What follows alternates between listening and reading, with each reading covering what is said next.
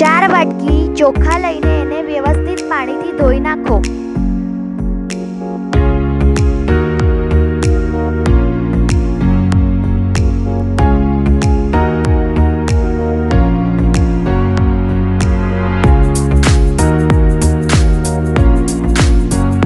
હવે ચોખ્ખા પાણીમાં 10 કલાક પલાળવા માટે મૂકી દો.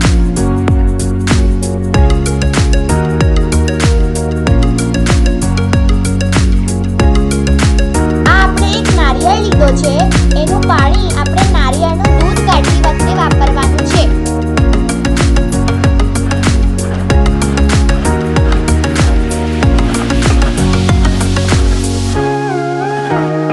આ રીતે નારિયેળ ખમણી લેવાનું છે.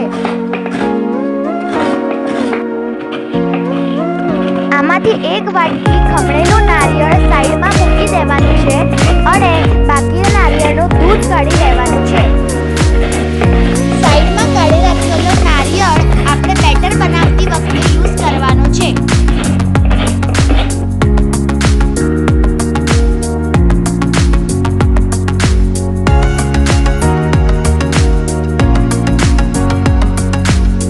વિડીયોમાં આગળ બતાવ્યા પ્રમાણે નારિયેળનું દૂધ કાઢી લેવાનું છે.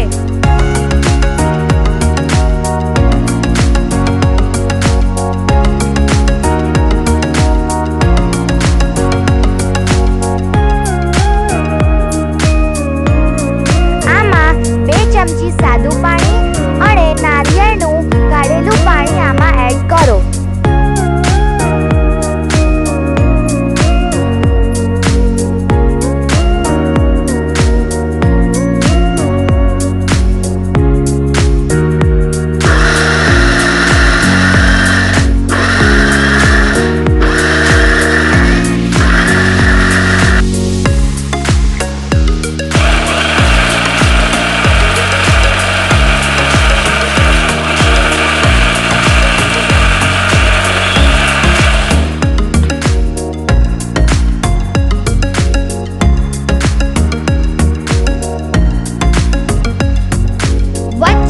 જરૂરિયાત પ્રમાણે પાણી એડ કરતા જાઓ અને દબાઈને દૂધ કાઢતા જાઓ.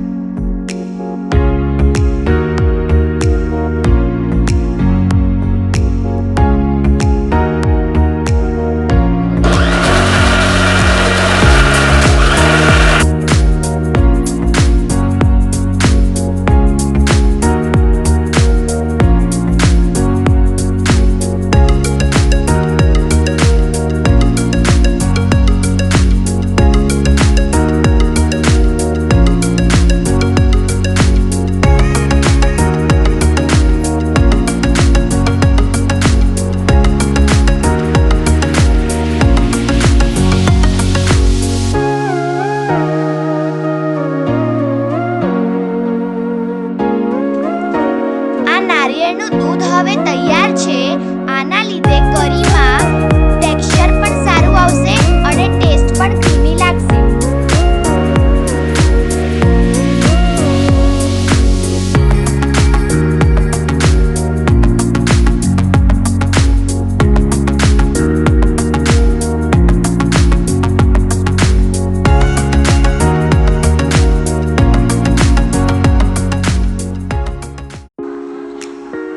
કલાક પલાળેલા ચોખાનું પાણી કાઢી નાખો.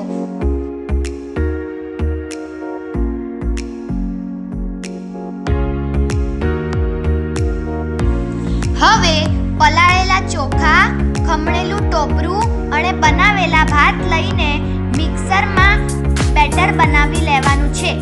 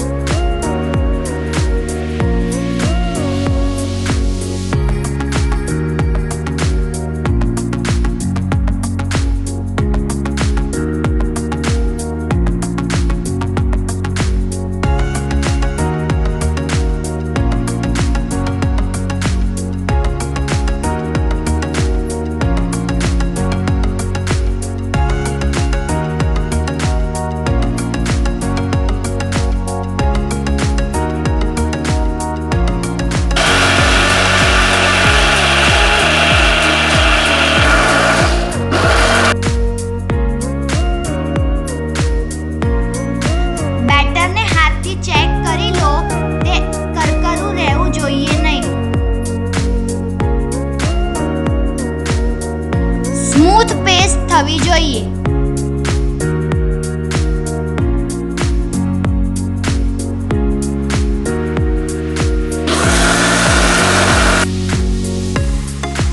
આ રીતે અપ્પમ માટેનું બેટર તૈયાર કરી લો.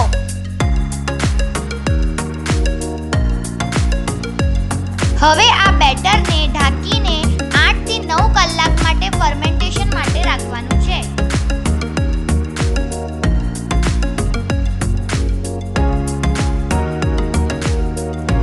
નારિયેળના દૂધની કરી બનાવવા માટે બટાકાને ધોઈને તેના છાલ કાઢીને આગળ બતાવ્યા પ્રમાણે તેના નાના નાના ટુકડા કરી લો.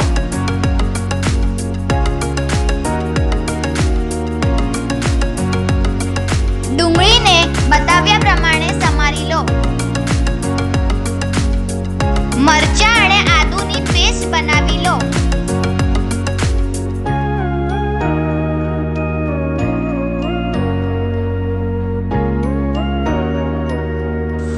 એક કઢાઈ લો, એમાં 5 ચમચી તેલ નાખો. તે ગરમ થાય પછી તેમાં રાઈ અને હિંગ નાખો.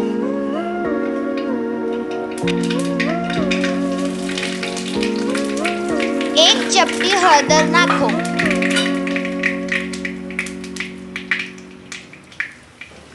બરાબર તતડે પછી મરચાં અને આદુની પેસ્ટ નાખો.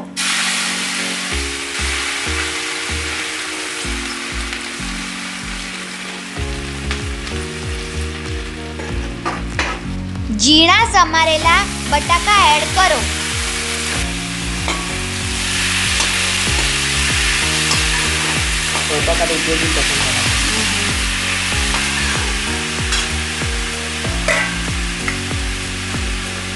સમારેલી ડુંગળી એડ કરો અને પછી સ્વાદ પ્રમાણે મીઠું નાખો.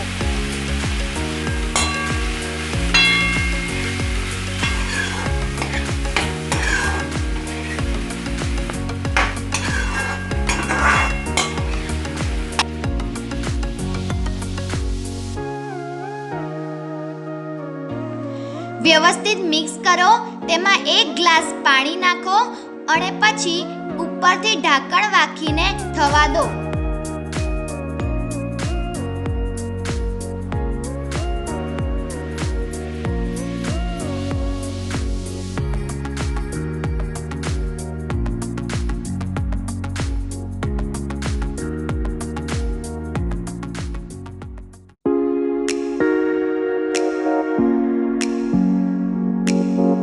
બટાકા આંગળીથી દબાઈ જો દબાય તો થઈ ગયા છે એવું સમજો.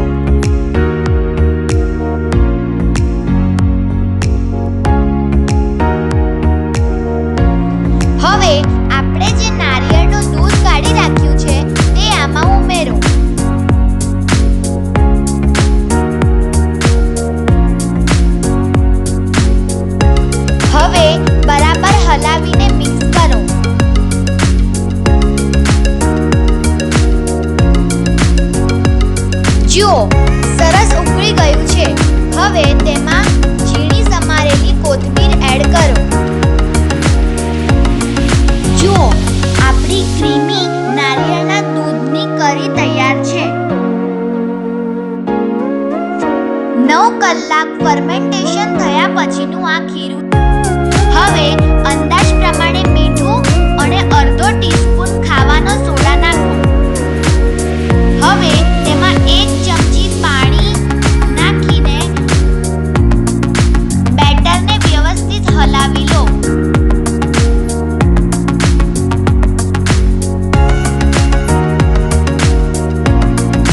હવે આગળ બતાવેલી ટેકનિકથી આપણે અપ્પમ ઉતારવાના છે.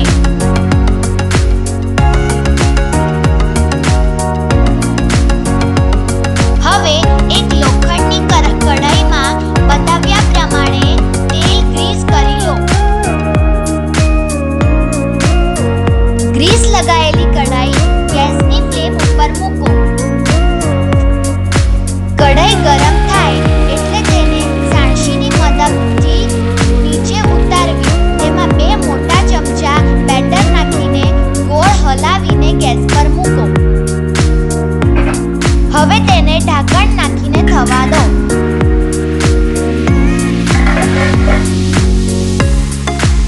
થોડી વારે ચેક કરતા રહો. અપ્પમની ધાર છૂટી પડે એટલે સમજો કે આપણું અપ્પમ તૈયાર છે. જો કેવી સરસ ધાર છૂટી પડી છે અને હવે જો કે કેટલું સરસ અપ્પમ નીકળ્યું છે.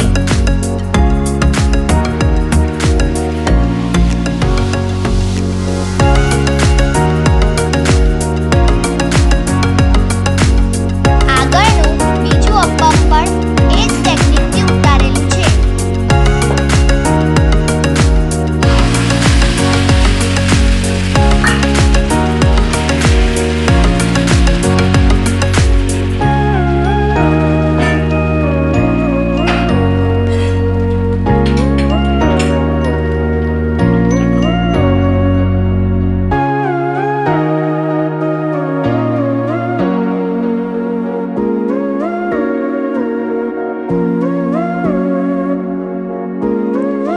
ઓથેન્ટિક કેરલાની ડીશ છે જે આપણે નારિયેળના દૂધની ક્રીમી કરી સાથે એન્જોય કરીશું.